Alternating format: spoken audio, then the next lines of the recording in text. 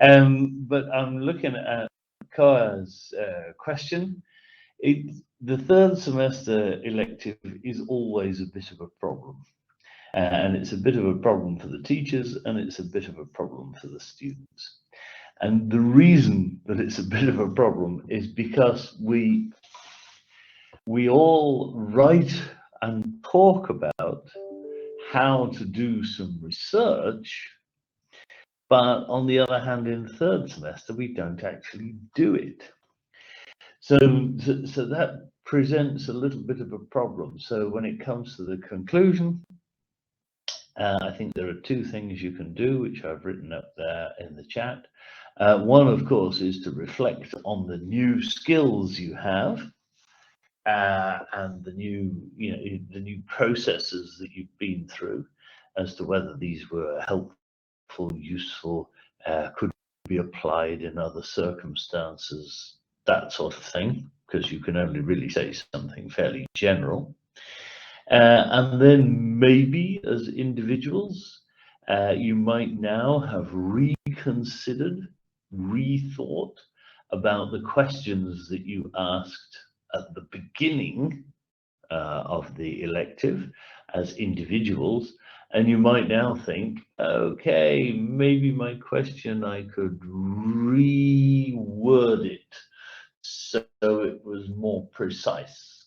Or maybe you think, I could reformulate it so it was a bit more general, so that you, in that sense, you're thinking about your question and reflecting on it, and possibly thinking in terms of further research based on a slightly new question, or even a very new question. That too would be evidence of reflection. So it's all about the reflections in the conclusion in third semester. In fourth semester, of course, your conclusion is a summary of your findings based on your data. So that's a lot easier to do in terms of writing and in terms of knowing what to write. But here in third semester, it is your reflections on the process that we're looking for. So I hope that was helpful, and now you have a better idea of, kind of what you're doing when it comes to the conclusion. So these key words, I'm looking at question 1. I'm not screen sharing because it's easier for you if you're looking at question 1 on your own, because you can see your answers. What does data mean? So I've only given you 2 choices. Is anybody willing to tell me what they think data is?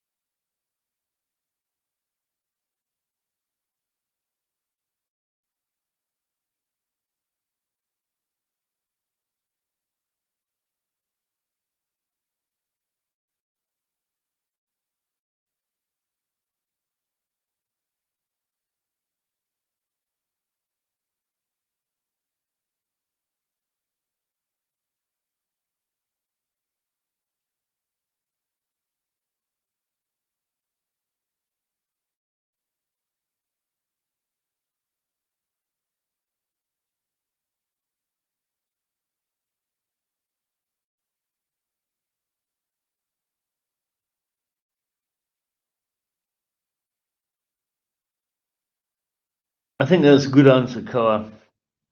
Data, I mean, it doesn't matter whether it's Mr. Data from Star Trek or whether it's data in the third semester. Data is basically raw information.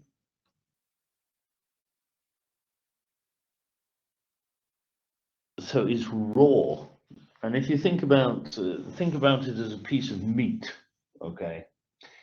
You buy a piece of meat, it's a piece of dead animal. You can still see the blood, you can still see the fats, but it's a piece of dead animal. It is not a meal until you have done something to it. And the same is true with data. It's raw like a dead animal that you buy at the butcher's until you have cooked it, until you've done something to it. And if you've got data, typically you will analyze the data. And the analysis of data is something that is done in a rigorous and disciplined way. So that's the sort of thing that you would be writing in your assignment, that the analysis of data is a rigorous and disciplined activity. That's very, very important that it is replicable. So these are some key words about data. It needs to be rigorous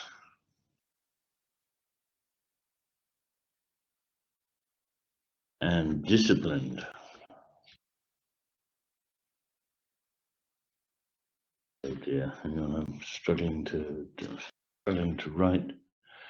Rigorous and disciplined. It's rigorous and disciplined. Those are very analysis. Those are two very important words. And analysis must be replicable. And that means that you must be able to repeat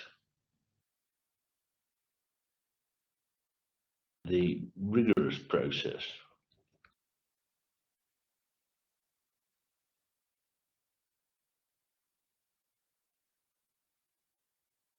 Hang on, let's say repeat the discipline.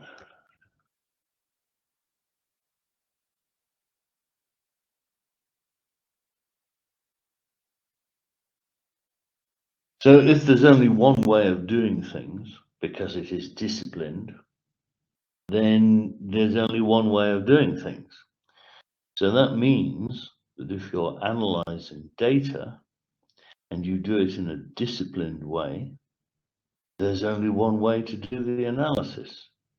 And that must mean, at least in theory, that if you do an analysis and I do an analysis and we use the same disciplined way of doing the analysis, we both should come to the same results. So that's the idea of scientific rigor and scientific discipline, is that you follow a particular process so that other people can do the same and come to the same results. So that's an important thing. And what is theory? How about that? What is theory?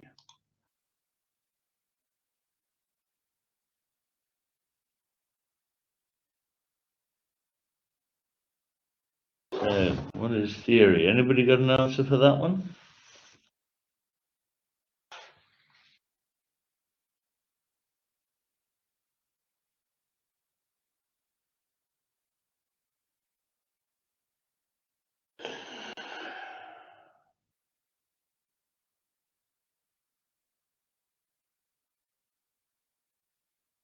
Well, we have already talked about theory, but of course the theory is what explains what's going on, but it also explains other phenomena, not just the phenomena that you're looking at. So that's theory, and scientific rigor. I've just mentioned that, of course. And the definition here of scientific rigor, we may as well look at that together. We can if I click on the right. So many things. So Scientific rigor.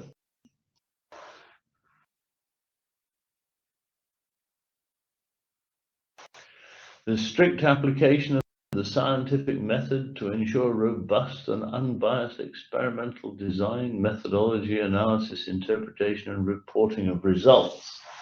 That's what rigor is. And in that definition, we notice a word which perhaps we haven't talked about so much, and that word is bias. And the word bias is actually, it might be a word you could look up. For those people who know what a bowling ball is, if you see people bowling outside on grass, they use a wooden ball which is not round, and in the side of the wooden ball there is a weight, and that weight is called a bias. And what it does is it makes the ball, the bowling ball, move not in a straight line, but a slight curve. So if you are biased, you are kind of leaning in a certain direction. So if you're biased about your data, maybe you look at your data and you think, ooh, it would be really nice if everybody loved BIM. So you're looking at your data thinking, I'm going to find all of the things that say that BIM is the future and everybody thinks that BIM is wonderful. And then as a scientist, you would be biased. You would be leaning towards BIM. You would not be sort of standing in the middle trying to be objective. So that's the word bias. So some of these key words to include need to come in your section, which is called, hang on a minute, I need to write that down, don't I? So this is very important. So I'm going to put it in block capitals.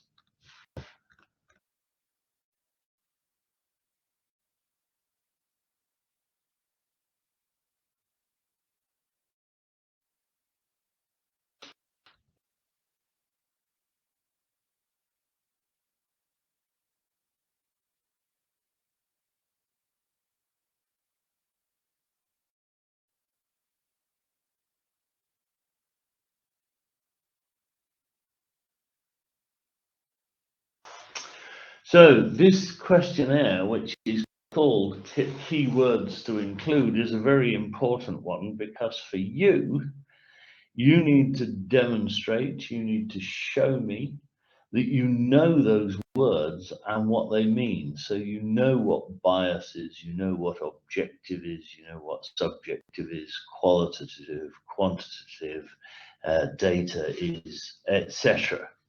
Okay, so these key words are not to be ignored. This questionnaire is actually a very important questionnaire because it helps you talk about your analytic attitude. And obviously your group will have one of those. So you're not writing one of these things per person. You're not writing about my analytic attitude and Kang's analytic attitude. You're writing about the whole group's analytic attitude. I hope that's clear. Does anybody have any questions on that? Because it's very important, very important. Also, because these key words to include are very, very likely to appear in your exam. I'll tell you that now. So if I say in the exam, what is scientific rigor, and you can't answer, that will not be a good thing.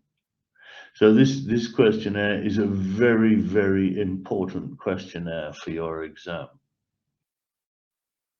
Send me a smiley if you understand what an important questionnaire it is.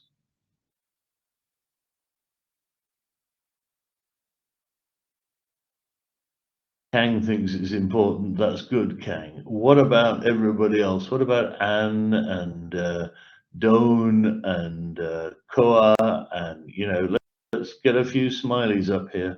I really want to make sure that you understand this and that you don't find yourself in the exam not able to answer my questions. That would be bad for me and horrible for you.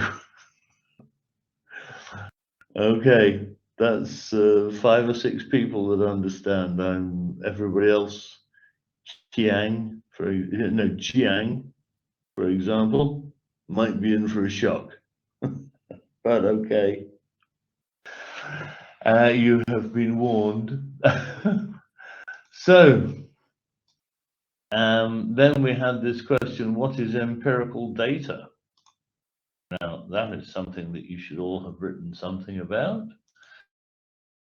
What it is. So I'm just going to put empirical data question mark. What is empirical data?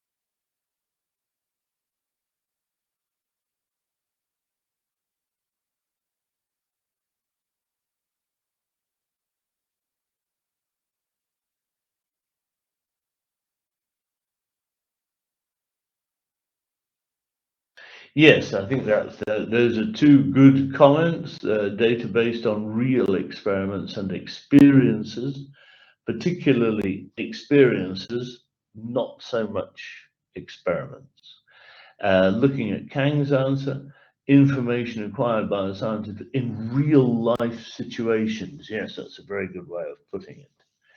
So empirical data is data that comes from the real world.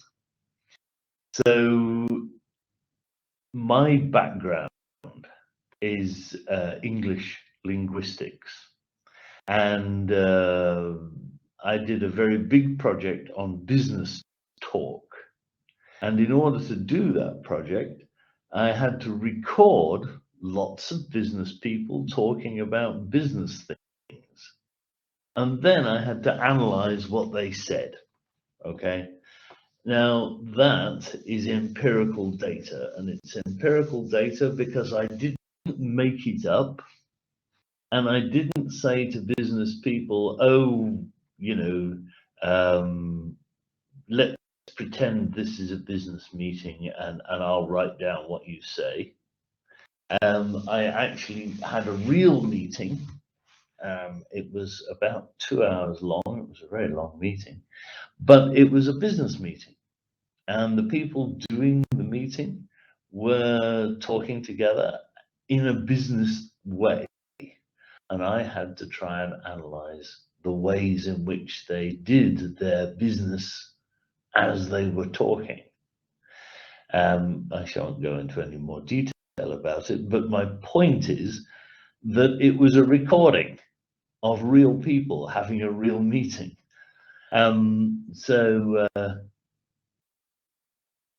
Oh, don't. Great. Okay. I'm sorry your internet is not great, but you have understood, and there are lots of smileys, so that's nice. Thank you. So the empirical thing, that's real world stuff. Methodology.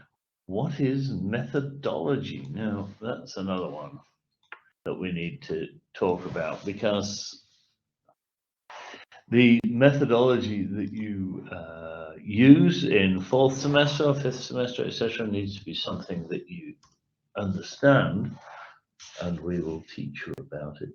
But what is methodology?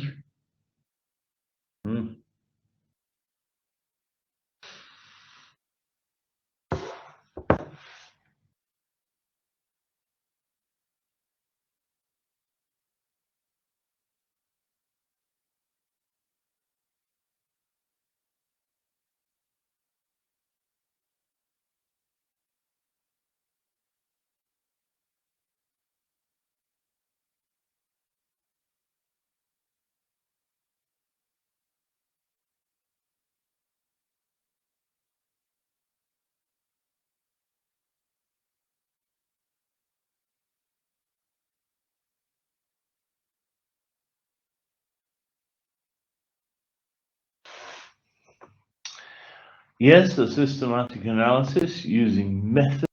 However, there is this idea that the methodology is a little bit broader than just one method.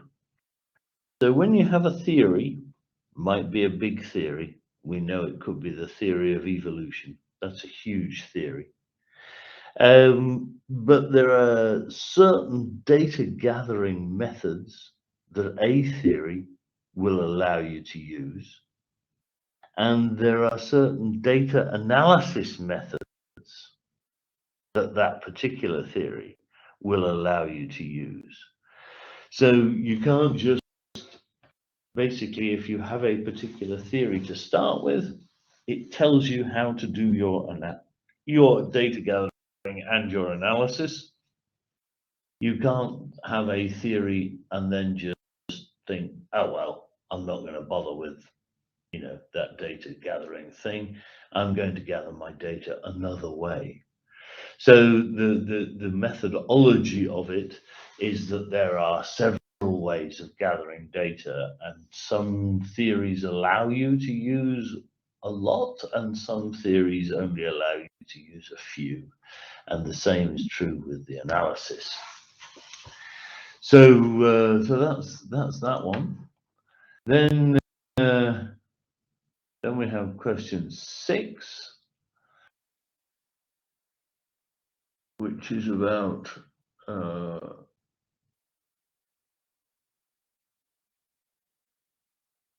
analysis. And we've got bottom up and top down. So let's just put them very briefly into. Okay, come back. So we've got top down. What's that?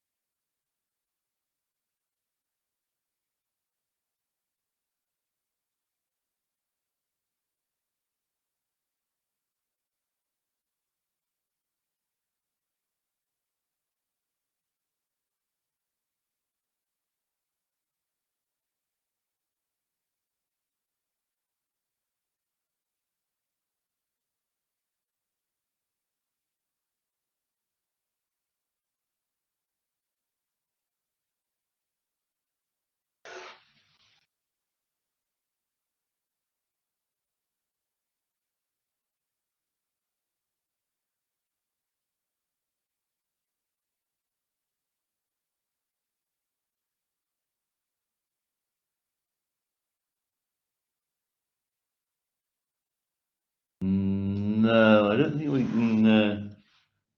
I don't think we can use that, Don. Top down is when you start with a hypothesis. It's when you start with an idea of how things work, and maybe even an idea as to how your data will work when you analyze it. So top down is to do with a hypothesis, and a hypothesis is the preconceived idea, the idea that you have to start with. So then we have the opposite of top down, which is bottom up. What is bottom up analysis?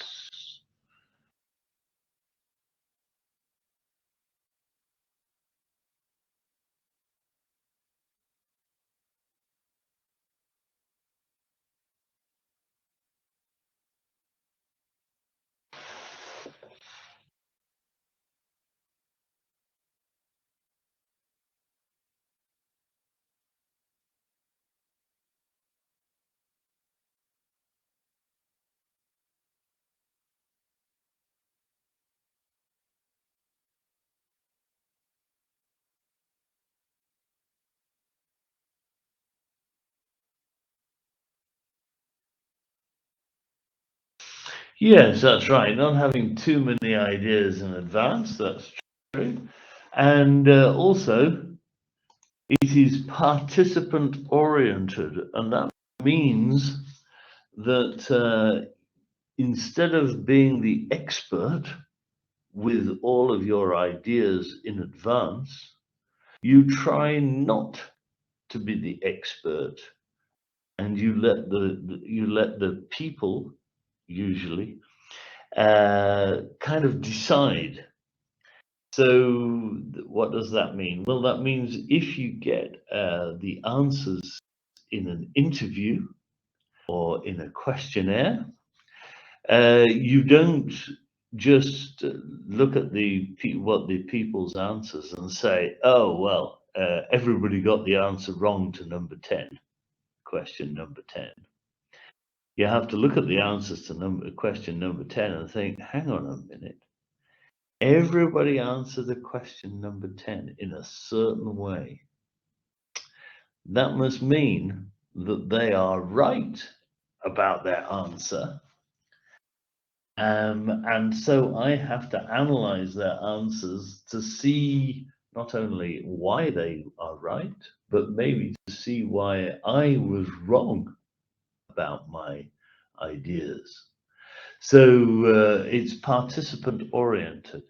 And as Truck says, not having too many ideas in advance.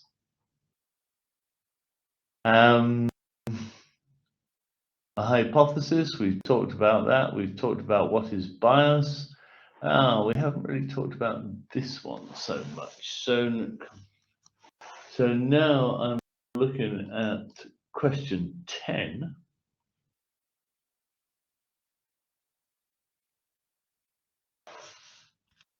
And question 10 says, what is quantitative data?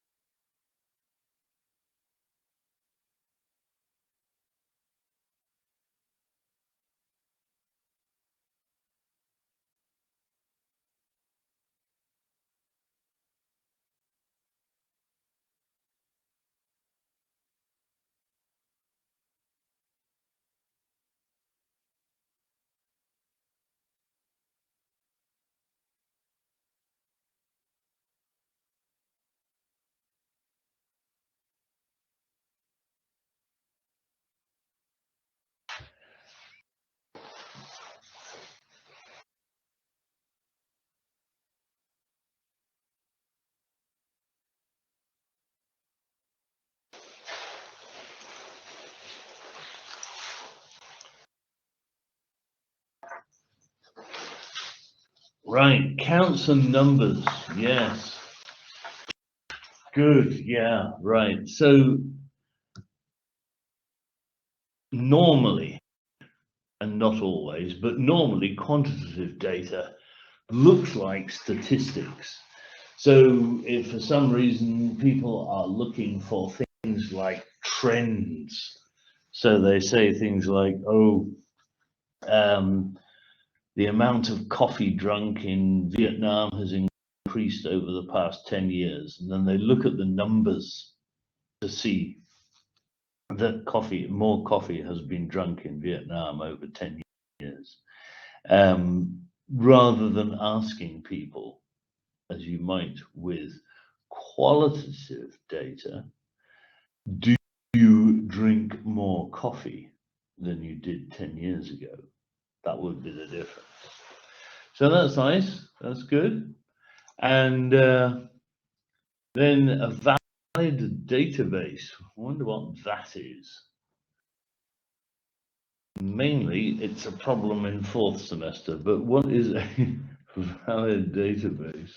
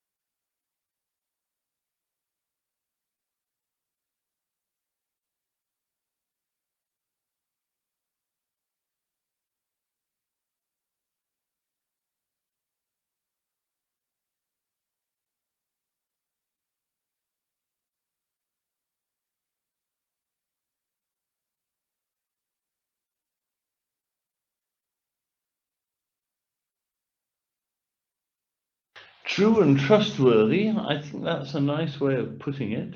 I'm going to add my comment to yours, Truck, because I think together they look really good. And I've put enough, and that's a bit of a weird thing to say because nobody ever really knows what enough is. But then I've written sufficient data to support general conclusions. So again, if you wanted to know how much coffee had been drunk in Vietnam over the past 10 years, you wouldn't only ask people who lived in Ho Chi Minh City. You might have to ask a lot of people across the whole of Vietnam, sort of thing. So you needed sufficient data to support general conclusions.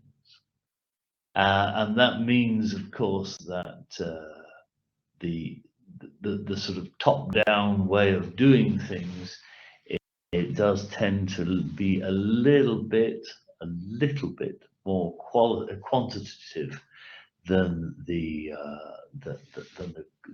other way, the bottom-up way of doing things. Well, now we have about another half an hour together.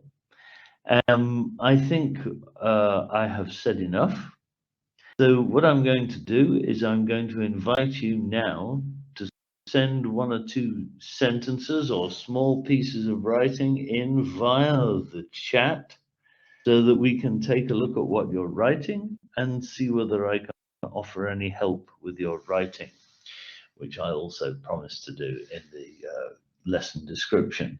So send in a small chunk of writing.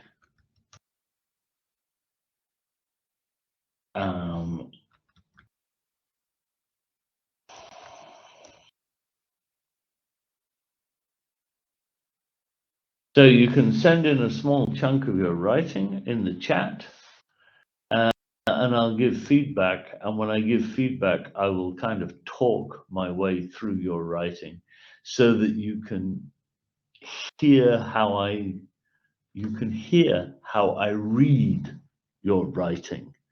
So rather than just writing down comments, which I don't think is that helpful, I will try and explain why I make a comment as well, so that you can kind of get into my head a little bit, and that will help you when it comes to answering in the exam, and it will help you when it comes to writing for the exam.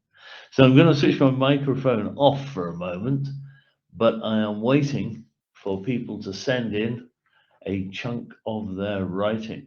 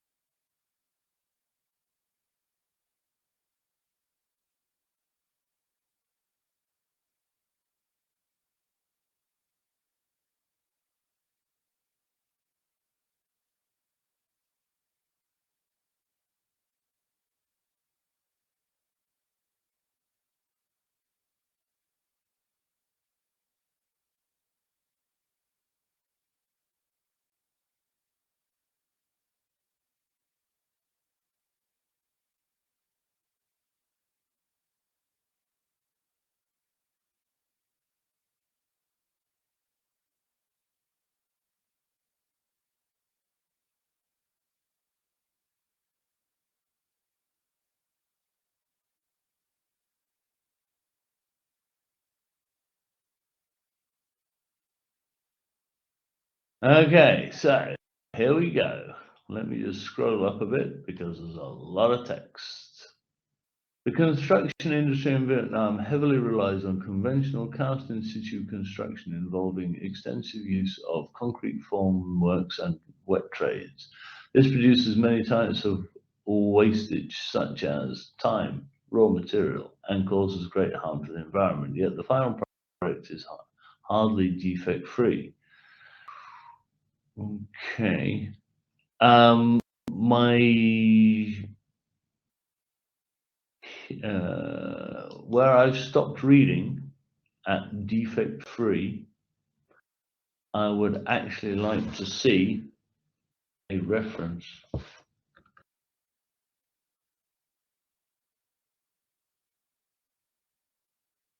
So I'd actually like to see a reference put in there, because this is a very big claim, right?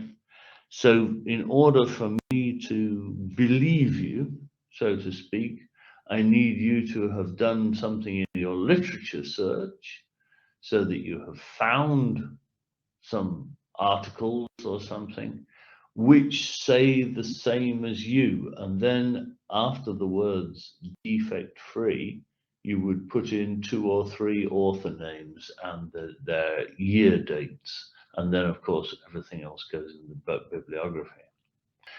Therefore, the recent global trend, prefabrication, is being increasingly used in the building industry. Okay, that too might need a reference, because it is a big claim. You're telling me that prefabrication is used in the building industry, and that is a big claim, because of course there might be one company that's doing it, but the way you write it, it sounds like nearly most companies are doing it. So again, to support your point, you need references. Henry Ford, his idea of mass production conveyor belt with prefabrication also influenced massively. Okay. Then the where it says reduce different kinds of wastage, that I think is a new paragraph then, because it says prefabrication has long concerned itself with the efficiency of the construction progress. Efficiency, time, cost, effort. This is a new idea. It's not the same as Henry Ford using a conveyor belt. So for me, at least, it counts as a new idea, because now you're telling me what prefabrication in the construction industry is all about. So I would definitely say that a new paragraph starts there. Hang on a minute. There's a link. But it is so two paragraphs. The second paragraph starts at prefabrication as long concerned.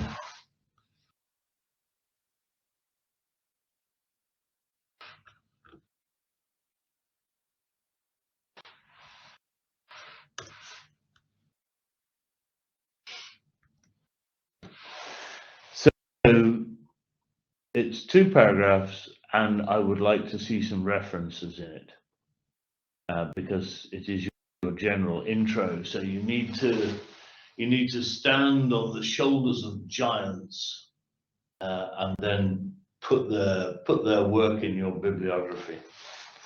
So that was a good example of how to divide up a piece of text into 2 paragraphs, and a very good example of why you need references. So thank you very much for that. That was a very good example that everybody can benefit from. Thank you for your feedback. We were kind of needed that for a while now. Yeah. So, yeah. And you can have 2 paragraphs as the introduction. That's fine. Yeah, okay. Yeah, I mean, you could have 3, but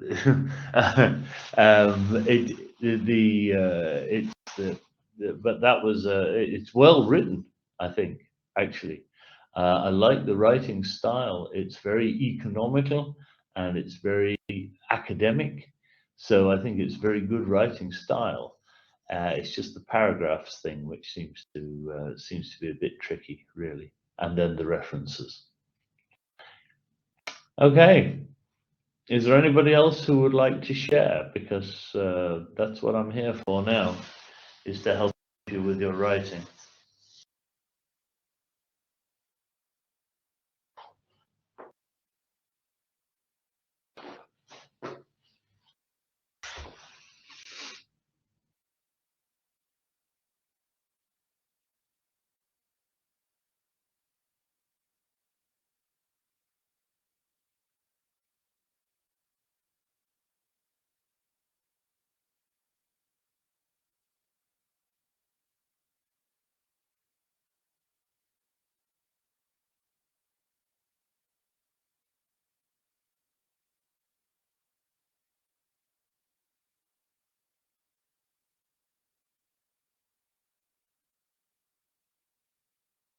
Okay, let's have a look at your intro thing.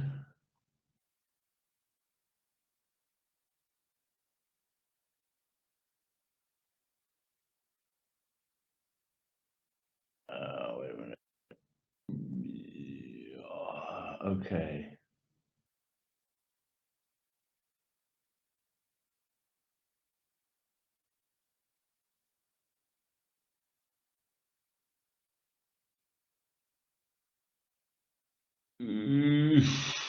Well, I think the first of all, I'm pretty sure that this is 2 paragraphs. But again, it's the references that are the main thing that's missing. You have got the Roland Berger reference, which I hope is in your bibliography. So I'm just making a note of that.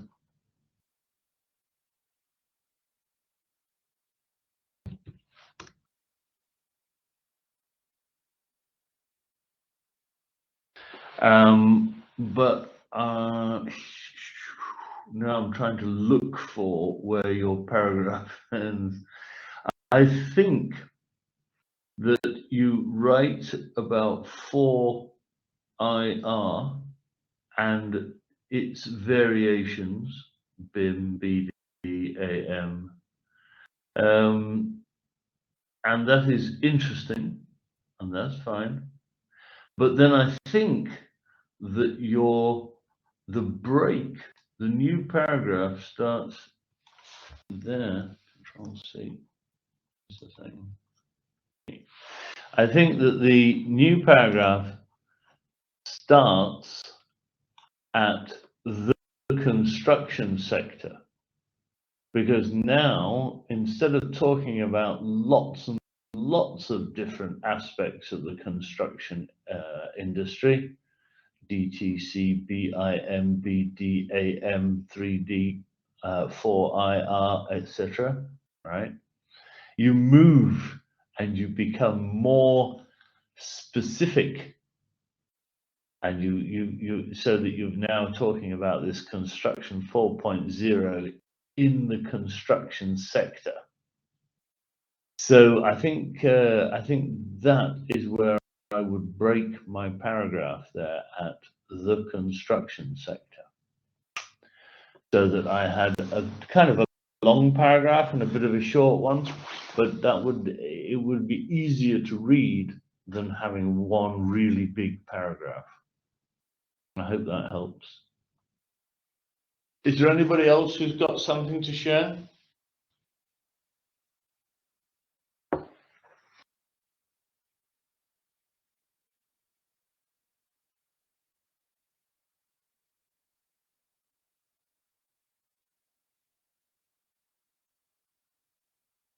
Yeah, and you need to make sure you put the Roland Berger thing in your bibliography.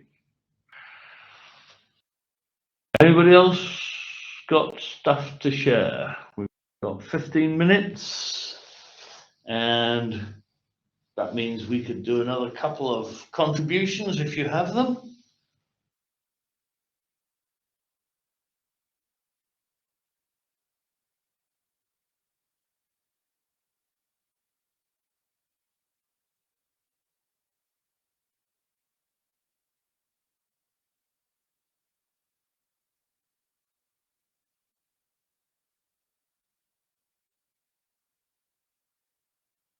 Whoa, big one. This study of good, yeah. I like the first sentence. It's a very strong sentence, very technical, very economical, very nice. Whoa, whoa, ah! Now everybody's doing it. Just hold on. A thorough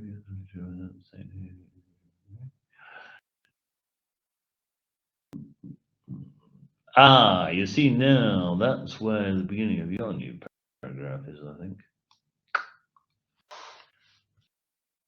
Let's just put that in. Yeah. So I would suggest that your new paragraph starts out initially, because this is you're now being specific. All of this is kind of general stuff, review of the literature, government publications, things like that. When you start this, initially Google searching, now we are being very specific.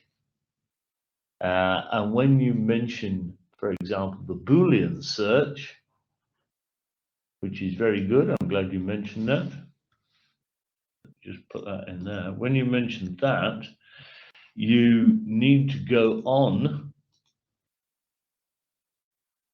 and mention and or not, and how you use those, or maybe you didn't use not, but then you would say why you didn't use it. Let me just and then the other thing is, if you do as I recommend and have 2 paragraphs, then the first paragraph, just like everybody else, you need references. You need, especially in the first paragraph, because you're talking about really big things. Also in the second paragraph, you need them, but you need to remember that every time you make a claim, every time you say something is true, you are not an expert. So you need to get the experts to back you up. You need to get the experts to support you. And that's when you do the references. Okay? So it's interesting because I think your writing in English is very good. That might be because you're using Google Translate, I don't know. But the writing is very good, and I'm very happy with the writing. But all the segments of writing that we have seen have basically had the same 2 things, the same 2 comments. One is 1 paragraph, 1 idea, and the other is, please put references in. Has there anybody else got one last one, or shall we close it down for today? Anne's got something to say. Okay, you're very welcome, Anne. No problem. If there are no more questions, I think we might wind it up for today and leave you a little bit of extra time to check your own writing, because my feeling is, and this is only a feeling, but my feeling is that if 3 groups have made the same 2 omissions, or mistakes, we could call them, the thing about paragraphing and the thing about references, the chances are that everybody has made that mistake or that omission, and you can all go back to your own work now and think, oh, crikey, let's have a quick look at the bibliography. Who can we put in here to support ourselves? Do we need to do a quick literature search to find 2 or 3 extra references? So I think there's plenty to do, but Koa's saying maybe 1 more. Okay, Koa, let's go for it. Wow, that's a big one. Hang on a minute, let me scroll up. Oh yeah.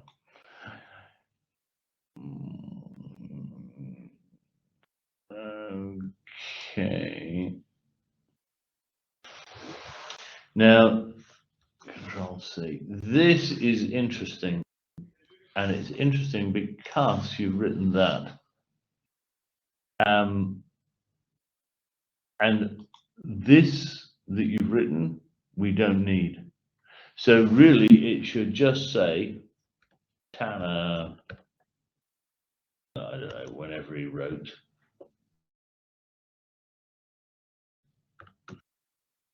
So, like, Tanner. So it should look something like this. Okay.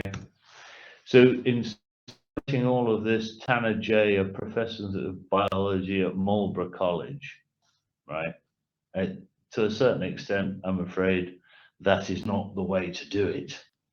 So what you write is you write Tanner and the year. So it looks like Tanner 2012 or 2014 or whenever he wrote. And then the rest of the details go in your bibliography. So that we can change. Okay, so here, hang on a minute.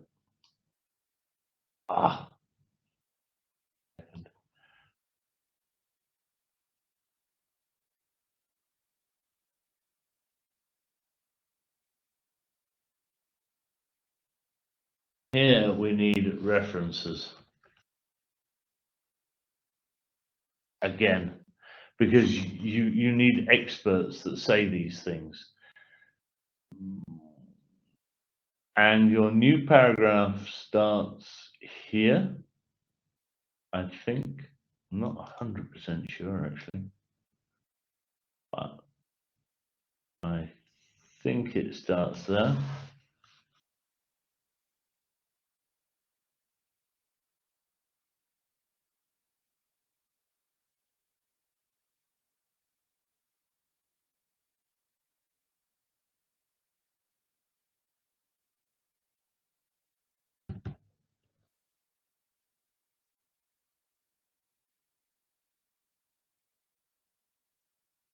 So I think the new paragraph probably starts at the word every. So it's as if, and I'm not 100% sure this time. I was very sure in the other examples, but here I'm not 100% sure. So it's up to you. You need to read it, but I think that's where it goes. I'm becoming more sure as I think about it, but I'm still not 100% sure. So again, it's a question of references and it's a question of paragraphs. And again, it's well written. And I think it's very nice. So the writing itself I like. It's just the references business and the paragraphing again. Well, it's not. First of all, the Tanner is not a quote. Tanner is a reference in your work. So if I have a quote or a citation, a quote or citation, that's the same thing. I would, I'm not sure how to write this so that it's easy to understand. So I would indent, I would use a smaller font. I would write the quotation like that. And then after the quotation, I would have the name and year in brackets. And then all of the other stuff goes in the bibliography. So it would look like that. I would have my quote or citation. I would indent. That's when you start your writing a little bit in the margin. You know, it's that key on your keyboard, which is on the nearly at the top left of the keyboard with the arrows on it. That does the indent. It pushes your writing in further in on the page. Then I would use a smaller font. So if I'm writing in font 12, I would put my citations and quotations in font 10, for example. And that shows the reader that what I have written is not my work. And that's a good thing. Okay, that is a good thing to show that. And then the name and the year thing, that's the document which is on Canvas called the APA cheat sheet. So you need to check, and I know that Mr. Sao has also sent you a link either yesterday or the day before. So the referencing should not be a problem.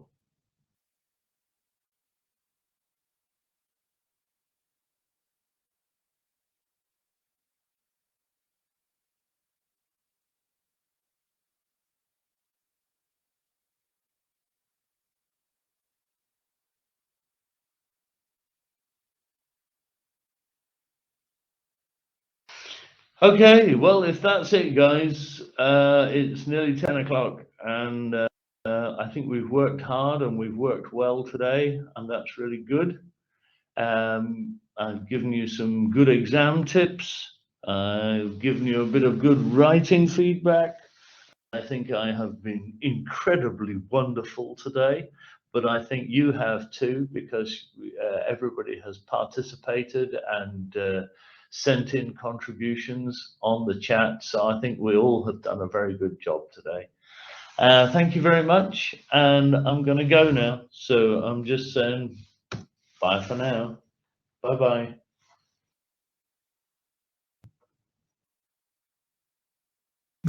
Goodbye, teacher. Bye.